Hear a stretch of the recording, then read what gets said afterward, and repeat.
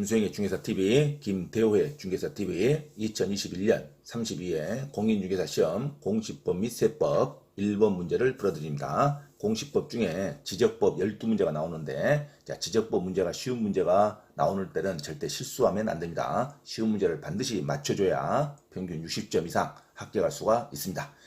공시법 중에 지적법 12문제 1번 지상경계. 지상경계를 결정하는 기준으로 옳은 거.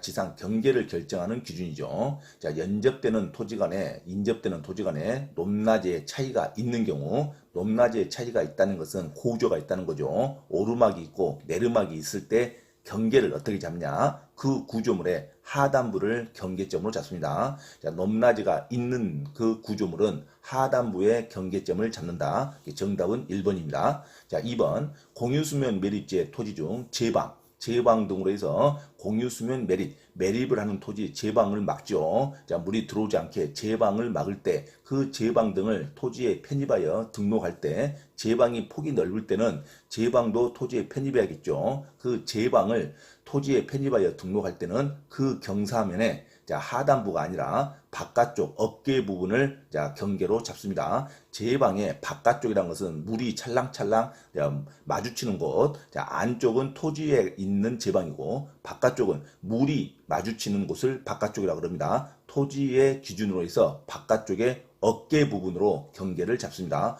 바깥쪽의 어깨 부분만큼만 물이 찰랑찰랑 마주치겠죠. 그래서 제방이라는 단어가 나오면 그 바깥쪽의 어깨 부분을 경계점으로 잡습니다. 하단부를 경계점으로 잡는 게 아니라 제방, 매립지의 제방을 토지에 편입할 때는 바깥쪽 어깨 부분으로 경계를 잡는다. 3번 도로, 국어 등의 토지의 절토, 인위적으로 땅을 깎았다 이죠.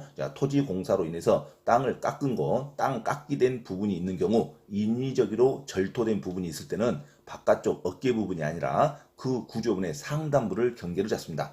높낮이의 차이, 자연적인 고저가 있을 때는 하단부를 잡고 인위적으로 절토가 됐을 때는 상단부를 잡습니다.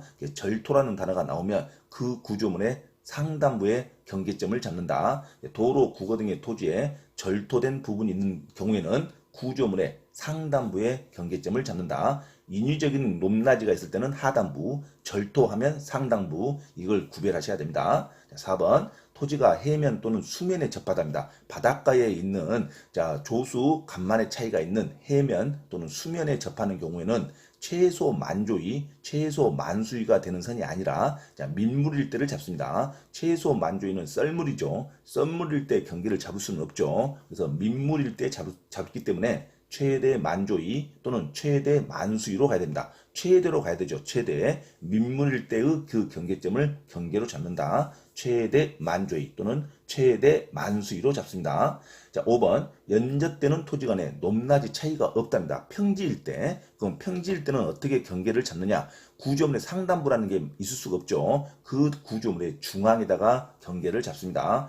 연접되는 토지 간에 높낮이의 차이가 없을 때는 구조물의 중앙에다가 경계를 잡는 거죠. 그 구조물의 중앙에 경계를 잡고 해면, 수면이 접할 때는 최대 만조에다가 경계를 잡고 인위적으로 절토된 부분에서는 상단부에다가 경계점을 잡고 인위적으로 매립지에 제방이 있을 때는 제방을 토지에 편입할 때는 바깥쪽의 어깨 부분에다가 경계를 잡습니다. 제방은 토지를 기준으로 바깥쪽 어깨 부분에 경계를 잡는다. 높낮이의 차이가 있을 때, 오르막일 때는 그 경계는 구조물의 하단부에 경계를 잡습니다. 자연적인 높낮이가 있을 때는 하단부, 절토가 됐을 때는 상단부, 제방이 있을 때는 바깥쪽 어깨 부분, 해변이 있을 때는 최대 만조위, 그 다음에 높낮이의 차이가 없을 때는 중앙에다가 경계점을 잡는다. 지상경계 결정 기준에 관한 문제였습니다. 이상 지적법의 공시법 및 세법의 1번을 풀어드렸습니다.